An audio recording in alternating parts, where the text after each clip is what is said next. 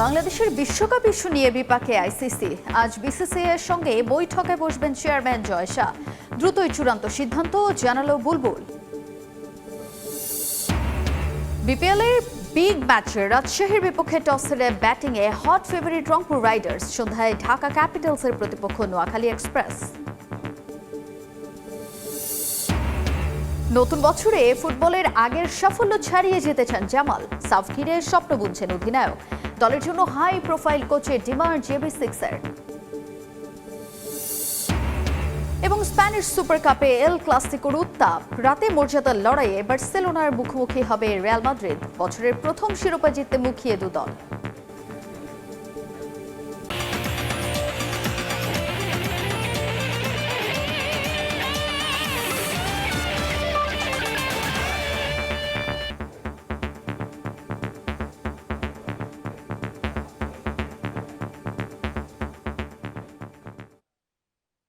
বিশ্বের নানা প্রান্তের খেলাধুলার খবর নিয়ে আমাদের নিয়মিত আয়োজন খেলার সময়।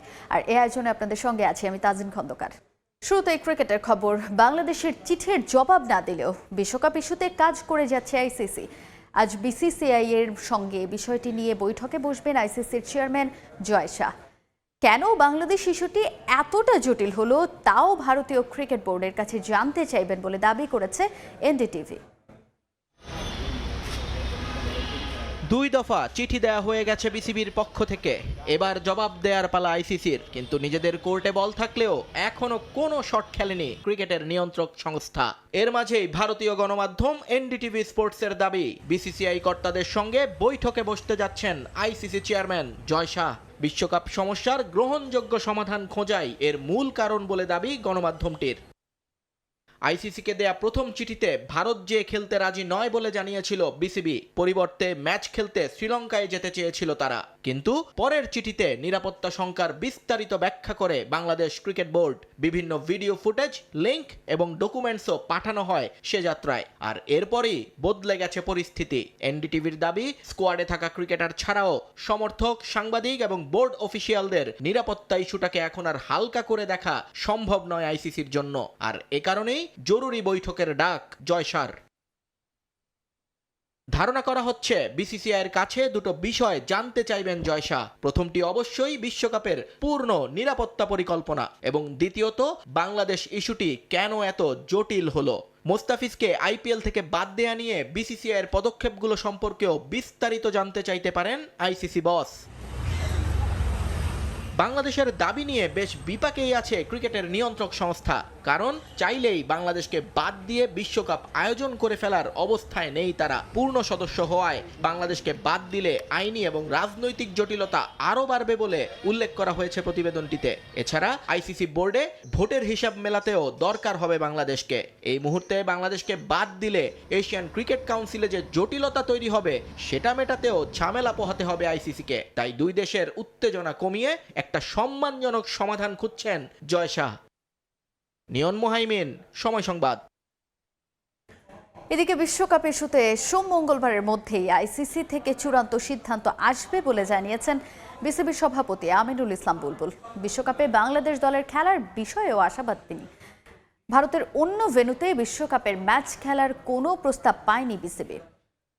যে ভারতে খেলতে যেতে চাচ্ছেন না, দল পাঠাতে চাচ্ছেন না, দেশের মানুষ এটাতে অনেকে সমর্থন দিচ্ছে। যদি আমরা বলি মেজরিটি, এটা কি আপনাদেরকে সাহস দিচ্ছে একটু বেশি? ইয়েস, দিচ্ছে। আমরা তো দেশের মানুষের জন্যই খেলি ক্রিকেট।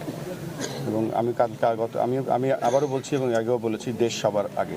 ভারতের মাটিতে বিশ্বকাপ খেলবে না বাংলাদেশ। বিসিবি অনড় নিজেদের সিদ্ধান্তে। বিসিবির চিঠি দেওয়ার 4 দিন পার হলেও এখনও তার উত্তর দেয়নি আইসিসি।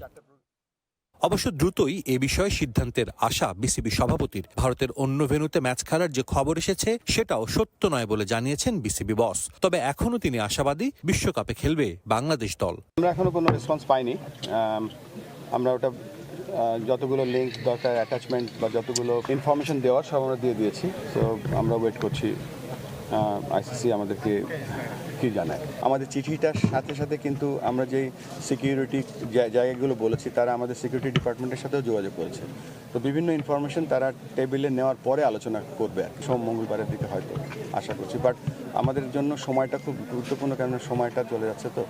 তো আমরা খুব চিঠিটার অপেক্ষায় আছি যে কি রিপ্লাই আসে বা কি রিকোয়ারমেন্ট আসে। জাতীয় দলের সাবেক অধিনায়ক তামিম ইকবালকে নিয়ে নাজমুল ইসলামের করা মন্তব্য ভালোভাবে নেননি বুলবুল। বিসিবি পরিচালককে বলা হয়েছে কারণ দর্শাতে। যেহেতু তিনি তার ব্যক্তিগত ফেসবুক থেকে সেটা লিখেছে এবং তাকে আমরা বলেছি যে আপনি একটা রিজয়েন্টার দেন, তার উপরে আমার কাছে মনে হচ্ছে যে একজন বাংলাদেশ জাতীয় দলের অধিনায়ককে আমরা যেভাবে দেখেছি, যেভাবে পারফরমেন্স করেছে, তাকে শুধু তাকে না, এই ব্যাপারটা হয়তো আমাদের লেখার আগে একটু চিন্তা করা উচিত ছিল, রেসপেক্ট করা উচিত ছিল আরও। তিনি নিজেও তো একজন ডিরেক্টর, তো আমরা আমাদের বোর্ড মিটিং আছে 24 তারিখে সম্ভবত, তখন আমরা ব্যাপারটা নিয়ে আরও খোলাখুলি আলোচনা করব। সিলেটে স্কুল ক্রিকেটের উদ্বোধনী অনুষ্ঠানে এসে এসব কথা বলেন বিসিবি সভাপতি। গভর্নমেন্টের সাথে আমরা আলোচনা করে সিদ্ধান্ত নেব।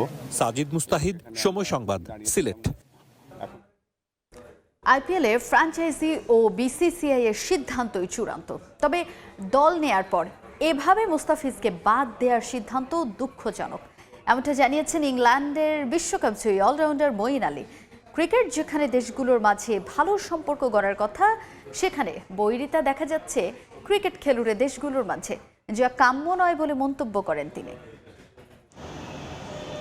একটা কথা খুব প্রচলিত, ভদ্রলোকের খেলা ক্রিকেট, যে খেলাটায় বল বয় থেকে মাঠকর্মী, সতীর্থ থেকে প্রতিপক্ষ সবাইকে দেখা হয় সম্মানের চোখে। ক্রিকেটের মাধ্যমে বন্ধুত্ব গড়ার চেয়ে বাড়ছে দূরত্ব, মাঠের উন্মাদনা ঝিমিয়ে উত্তাপ বাড়ছে সীমান্তে। বাংলাদেশ ও ভারতের মধ্যেও তৈরি হয়েছে মাঠের বাইরের রাজনীতি। বিশ্বকাপ খেলতে ভারতে যাওয়া না যাওয়া বাংলাদেশের সিদ্ধান্ত, তবে দুই দেশের রাজনীতি ক্রিকেটকে প্রভাবিত করাটা পছন্দ না মঈন আলীর। মানুষ ক্রিকেটকে রাজনীতির সঙ্গে মেশানো পছন্দ করে না। আমার খুব একটা অভিজ্ঞতা নেই হিন্দু মুসলিম সমস্যার বিষয়ে। ক্রিকেটের সাথে রাজনীতি মেশানো লজ্জার, অথচ এখানে সুযোগ ছিল খেলার মাধ্যমে দুই দেশের সম্পর্ক উন্নতি করার। আইপিএল থেকে মুস্তাফিজকে বাদ দেয়ায় হতাশ হয়েছেন মঈন। বাংলাদেশের দাবি আইসিসি বিবেচনা করলে ইংল্যান্ড কি যেতে চাইবে শ্রীলঙ্কাতে, সেই প্রশ্নের উত্তর দিলেন কৌশলে। মুস্তাফিজকে দলে নিয়ে বাদ দেওয়া দুঃখজনক। সে একটা ভালো কন্ট্রাক্ট পেয়েছিল, এবার রাজনীতি টেনে এনে এমনটা করা ঠিক হয়নি। তবে ফ্র্যাঞ্চাইজ ক্রিকেটে ওই দল ও বোর্ডের সিদ্ধান্তই চূড়ান্ত, তবুও বলবো এমনটা উচিত নয়। গেল কয়েক বছর 3 ফরম্যাটেই অবনতি হয়েছে বাংলাদেশ দলের। কেন বিশ্ব মঞ্চে ভালো করতে পারছে না বাংলাদেশ? বাংলাদেশে এখন বিশ্বমানের ক্রিকেটার কমে গেছে। আগে সাকিব তামিম ছিল, এখন ভালো ক্রিকেটার আছে, তবে বড় মাপের নেই। ইংল্যান্ডের সঙ্গে দারুণ ক্রিকেট খেলেছিল 2015 সালে, সে সময় বিশ্বমানের ক্রিকেটার ছিল। উন্নতি করতে হলে আরও অনেক কাজ করতে হবে। সিলেটে স্বাগতিক দলের সমর্থকদের সামনে খেলা উপভোগ করছেন মঈন। অলরাউন্ড পারফরমেন্সে টাইটান্সকে সাফল্য এনে দিতে চান ইংলিশ অলরাউন্ডার। তারেক হাসান শিমুল, সময় সংবাদ। টি-20 বিশ্বকাপের আগে বিপিএল একমাত্র প্রস্তুতির মঞ্চ হলেও এখন পর্যন্ত খুব ভালো ফর্মে নেই বাংলাদেশের স্কোয়াডে থাকা ক্রিকেটাররা। বিষয়টা ক্রিকেট মহলে আলোচনার খোরাক জোগালেও একেবারেই চিন্তা করছেন না হান্নান সরকার। বিপিএল এর এখনো অনেক সময় বাকি আছে, তাই যে কোনো মুহূর্তে মোমেন্টাম পক্ষে আসতে পারে বলে মন্তব্য করেছেন তিনি। আইসিসির যে কোনো একটা ইভেন্টের আগে বাংলাদেশি ক্রিকেটারদের ফর্মহীনতা নতুন কোনো খবর নয়। এবারের বিপিএল ছিল বিশ্বকাপের আগে বাংলাদেশি ক্রিকেটারদের জন্য একমাত্র প্রস্তুতির মঞ্চ। সবকিছু ঠিক থাকলে আসর শেষ করেই বিশ্বকাপের বিমান ধরতে হবে লিটন বাহিনীকে, কিন্তু স্কোয়াডে থাকা 15 ক্রিকেটারের সবাই ভুগছেন কম বেশি ছন্দহীনতায়। টপ অর্ডারে একমাত্র পারভেজ ইমন ছাড়া ধারাবাহিক রানে নেই আর কেউ। বোলারদের মধ্যে ব্যতিক্রম মোস্তাফিজুর রহমান, বাকিদের মধ্যে শরীফুলি আছেন সঠিক রিদমে। স্বাভাবিকভাবেই বিষয়টা ভাবাচ্ছে সবাইকে। কিন্তু রাজশাহী ওয়ারিয়র্সের বর্তমান কোচ এবং জাতীয় দলের সাবেক নির্বাচক হান্নান সরকারের আছে ভিন্ন ব্যাখ্যা। তিনি একেবারেই চিন্তা করতে চান না বিষয়টা নিয়ে। অফ ফর্মটা কিছু সময় গেলে সেটা থেকে ফিরে আসতে just matter of time. So আমার মনে হয় যে তামিম সেটার জন্য চেষ্টা করছে, ওর মেন্টাল এবং ফিজিক্যাল টেকনিক্যাল প্রতিটা জায়গায় ওয়ার্কআউট করছে। সো এটা সময়ের ব্যাপার। আর সাকিবের আপনার একটা বিষয় জানেন যে সাকিব একটু রিদমের বাইরে ছিল, বিকজ তার একটা ইঞ্জুরি কনসার্ন ছিল, সেটা থেকে ফিরে এসে রিদমটা পেতে সময় লাগছে। নানা জটিলতায় সিলেটের পর চট্টগ্রামে আয়োজন করা যায়নি বিপিএল, তাই টানা খেলা চলছে সিলেটের একটা স্টেডিয়ামে। এই অবস্থায় উইকেটগুলোর আচরণও ব্যাটারদের ছন্দহীনতার একটা কারণ হতে পারে বলে মনে করেন হান্নান। ওয়ার্ল্ড কাপে আমাদের যে প্লেয়াররা রয়েছে তাদের পজিশনটাই যদি তারা খেলতে পারে, তাদের কনফিডেন্সটা ভালো নিয়ে তারা যাওয়ার সুযোগ পায়।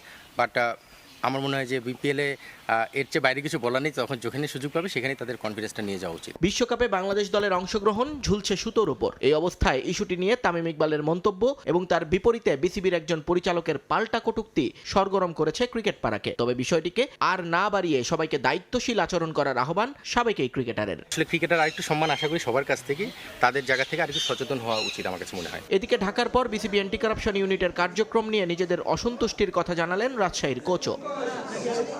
নিয়ন মুহাইমিন, সময় সংবাদ।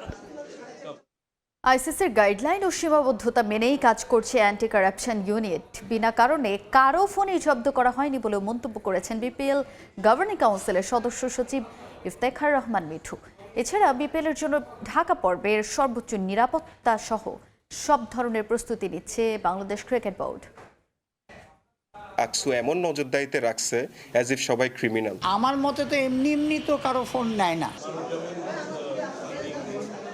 এবারের বিপিএল এর শুরু থেকেই গভর্নিং কাউন্সিল বলে আসছে ফিক্সিং মুক্ত থাকবে 12তম আসর। গঠন করেছে স্বাধীন ইন্টিগ্রিটি ইউনিট, যদিও এই আসরেও আলোচনায় আছে ফিক্সিং। ইতোমধ্যে অনেককে ডেকে কথা বলেছে বিসিবির দুর্নীতি দমন বিভাগ, যেখানে আছেন ফ্র্যাঞ্চাইজির কোচ, কর্মকর্তা থেকে শুরু করে ক্রিকেটাররাও। জব্দ করা হয়েছে অনেকের মোবাইল ফোন। তবে বিসিবির ইন্টিগ্রিটি ইউনিটের তদন্তের ধরন নিয়ে অসন্তুষ্টি ঢাকার ফ্র্যাঞ্চাইজির। অভিযোগ আছে রাজশাহীরও, যদিও বিষয়টি নিয়ে নিজস্ব ব্যাখ্যা আছে গভর্নিং কাউন্সিলের। They are so strict. Anti corruption guideline বা কোড আছে, ওতে স্পষ্ট লেখা আছে তাদের ফুল রাইট আছে যেভাবে তারা মনিটর করছে।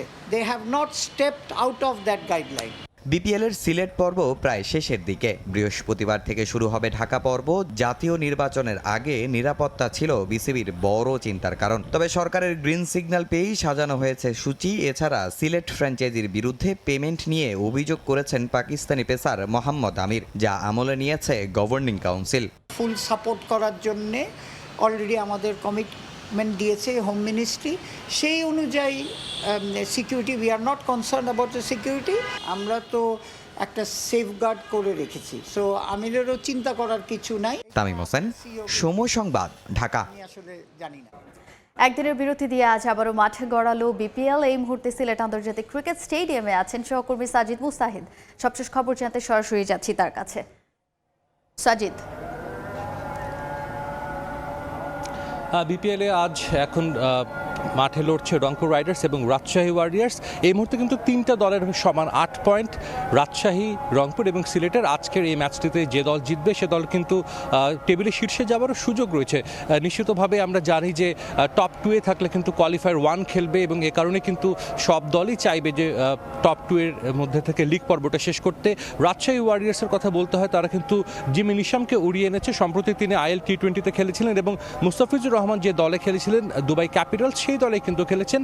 তিনি আজ মাঠে নেমেছেন এবং কাইল মায়ার্স, যিনি চোটের কারণে আসলে সবশেষ ম্যাচটি খেলতে পারেননি রংপুরের জার্সিতে, তিনি কিন্তু ফিরেছেন। ডেভিড মালান বাদ গিয়েছেন। খেলার বাইরে আসলে বলতে হয় যে ঢাকা ক্যাপিটালসকে নিয়ে কিন্তু ব্যাপক আলোচনা হচ্ছে। আমরা দেখেছি দুদিন আগে একটা প্রেস কনফারেন্স করেছিলেন ঢাকা ক্যাপিটালসের পক্ষ থেকে তাদের প্রধান নির্বাহী এবং নানা অভিযোগ নিয়ে আসেন ইন্টিগ্রিটি ইউনিটের বিরুদ্ধে। বিসিবির অ্যান্টি কারাপশন ইউনিটের বিরুদ্ধে কিন্তু বেশ কিছু অভিযোগ তুলেছেন। কোনো কাউকে না জানিয়ে রুমে ঢুকে গিয়েছিলেন রহমানুল্লাহ গুরবাজের। যতটুকু আমরা জানতে পেরেছি যে রহমানুল্লাহ গুরবাজ বিষয়টি ভালোভাবে না নেওয়ার কারণে আফগানিস্তান ক্রিকেট বোর্ডকেও জানিয়েছে এবং একটা গুঞ্জন কিন্তু সকাল থেকে শোনা যাচ্ছিল যে আফগানিস্তান ক্রিকেট বোর্ডের পক্ষ থেকে জানানো হয়েছে ঢাকা ক্যাপিটালসে এই মুহূর্তে 3 জন আফগান ক্রিকেটার রয়েছেন যারা আসলে মাঠে খেলছিলেন, সবশেষ ম্যাচেও খেলেছেন। তাদেরকে আসলে বিসিবির কাছ থেকে একটা ব্যাখ্যা চাওয়া হয়েছে আফগানিস্তান ক্রিকেট বোর্ডের পক্ষ থেকে। সে ব্যাখ্যার উত্তর না পাওয়া পর্যন্ত তাদেরকে মাঠে নামতে নিষেধ করেছে আফগানিস্তান ক্রিকেট বোর্ড, এমন একটা গুঞ্জন কিন্তু শোনা যাচ্ছিল। তবে আমি কথা বলেছি বিপিএল গভর্নিং কাউন্সিলের সদস্য সচিব যিনি রয়েছেন, তিনি কিন্তু বলেছেন যে এমন কোনো ধরনের কোনো ইমেইল বা কোনো চিঠি কিন্তু তার আফগানিস্তান ক্রিকেট বোর্ডের পক্ষ থেকে এখন পর্যন্ত পাননি। এবং একটা বিষয় কিন্তু আমরা লক্ষণীয় যে ঢাকা ক্যাপিটালসের এখন পর্যন্ত শুধু ঢাকা ক্যাপিটালসে কিন্তু নানা অভিযোগ এনেছে। এছাড়াও বিপিএল আরও 5টি দল খেলছে, তাদের কারো পক্ষ থেকে কিন্তু এখন পর্যন্ত আনুষ্ঠানিক কোনো অভিযোগ বা ইন্টিগ্রিটি ইউনিট একটু বাড়াবাড়ি করছে যে বিষয়টা, সেই বিষয়ে কিন্তু আমরা এখন পর্যন্ত কিছু জানতে পারিনি বা কিছু শুনিনি। কোনো দলই কিন্তু আসলে বলেনি। আমরা প্রত্যেক দিনই কোনো না কোনো দল কথা বলছে, প্র্যাকটিস করছে, এখন পর্যন্ত কিন্তু কোনো দল কিছু বলেনি। সেক্ষেত্রে একটা কিন্তু প্রশ্ন জেগে যায় যে কেন কোনো উদ্দেশ্য নিয়ে ঢাকা ক্যাপিটালস এমন কথা বলেছে বিপিএলটাকে বিতর্কিত করতে। আমার কাছে সিলেট থেকেই ছিল সবশেষ খবর। বিপিএল এর নানা প্রসঙ্গে কথা বলতে আমাদের সঙ্গে সরাসরি যুক্ত হয়েছিলেন সহকর্মী সাজিদ মুস্তাহিদ। এবারে দেশের ফুটবল বাফুফের নতুন কোচ নিয়োগ নিয়ে ইতিবাচক জাতীয় দলের অধিনায়ক, তবে দলের পারফরমেন্স উন্নয়নের সঙ্গে তাল মিলিয়ে হাই প্রোফাইল কোচ চান JB6। এশিয়ান কাপের মূল মঞ্চে খেলার সুযোগ ছিল বাংলাদেশের। হামজা সমিত্রা এসে আরও দৃঢ় করে সেই স্বপ্ন। তবে কোচের ভুল ট্যাকটিক্স আর গোয়ার্তুমির প্রভাব হারে হারে টের পেয়েছে বাংলাদেশ।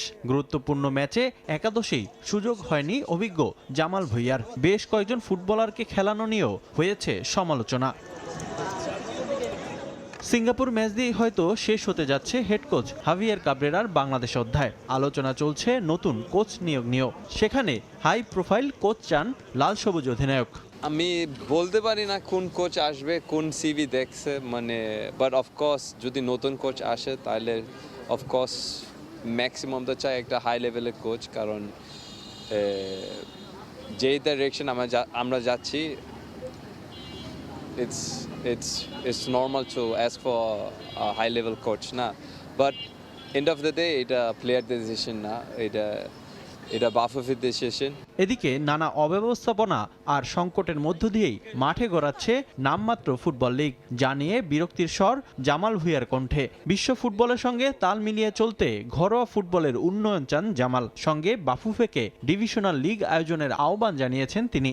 বাংলাদেশে একটা ভালো লিগ দরকার।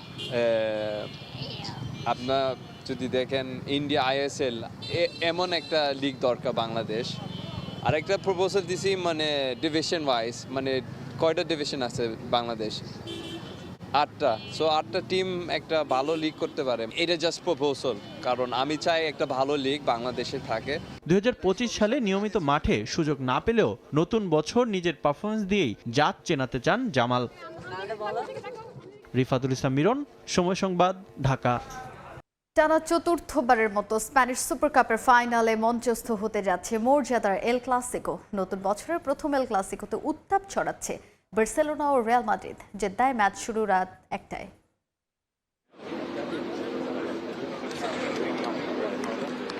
লড়াইটা ঐতিহ্যের আর মর্যাদার। কখনো কখনো সে লড়াই ছাপিয়ে যায় পেছনের সব ইতিহাসকে। বার্সেলোনা বনাম রিয়ালের এই লড়াই অস্তিত্বেরও। এবার মর্যাদার এল ক্লাসিকো মাঠে গড়াতে যাচ্ছে স্প্যানিশ সুপার কাপের ফাইনালে। স্প্যানিশ সুপার কাপের ফাইনালে মুখোমুখি বার্সেলোনা ও রিয়াল মাদ্রিদ। টানা চতুর্থবারের মতো স্প্যানিশ সুপার কাপের ফাইনালে লড়বে দুই জায়ান্ট। বার্সার সামনে রেকর্ড 16তমবার শিরোপা জয়ের বড় মিশন, আর রিয়ালের জন্য 14বারের মতো ট্রফি জয়ের লক্ষ্য। মর্যাদার এল ক্লাসিকোতে জিতবে কে, সে অপেক্ষায় ক্ষণ গুনছে পুরো বিশ্ব। নতুন বছরের প্রথম ও ইতিহাসের 262তম এল ক্লাসিকো সামনে রেখে প্রস্তুতিতে পূর্ণ মনোযোগ লস ব্লাঙ্কোস ও কাতালানদের। স্প্যানিশ সুপার কাপে বার্সেলোনার ইতিহাসই সমৃদ্ধ।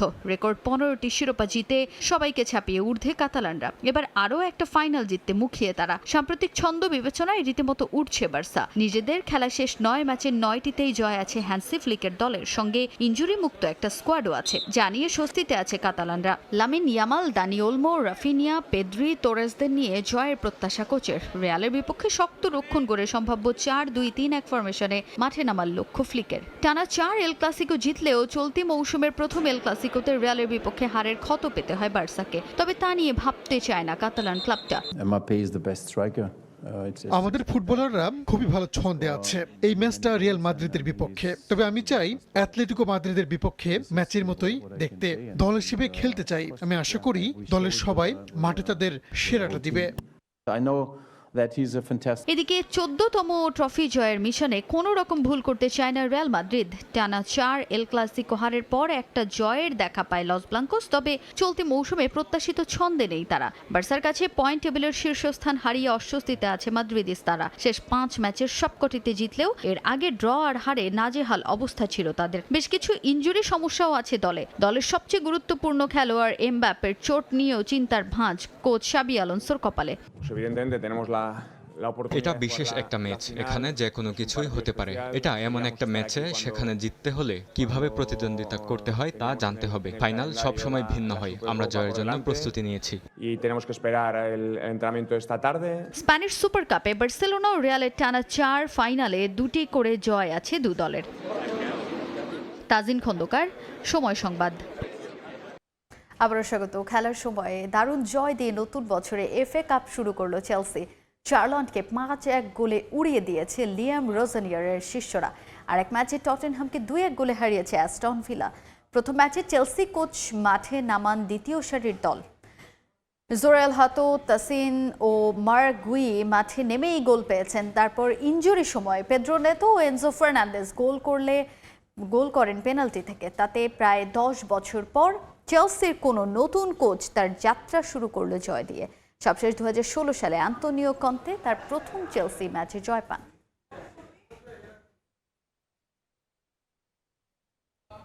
আবারও স্বাগত। খেলার সময়ে ক্রীড়াক্ষেত্রে বিশেষ অবদান রাখায় ঝিনাইদহে নারী খেলোয়াড় ও সংগঠকদের সংবর্ধনা প্রদান করা হয়েছে। জেলা প্রশাসকের সম্মেলন কক্ষে এই সংবর্ধনা প্রদান করা হয়। জাতীয় নারী ক্রিকেট দলে ডাক পাওয়া জোয়ারিয়া ফেরদৌস জয়িতা, হকি দলে ডাক পাওয়া রিয়া আক্তার, জাতীয় কাবাডি যশোর জোনের চ্যাম্পিয়ন, আন্তঃজেলা বয়সভিত্তিক সাঁতার প্রতিযোগিতায় রানার্স আপ ও অনূর্ধ্ব-23 ভলিবলে কৃতিত্ব রাখায় মোট 40 জন নারী খেলোয়াড় ও সংগঠককে সংবর্ধনা দেওয়া হয়। অনুষ্ঠানে উপস্থিত ছিলেন জেলা প্রশাসক আব্দুল্লাহ আল মাসুদ, পুলিশ সুপার মাহফুজ আফজাল সহ ক্রীড়া সংস্থার সদস্যরা।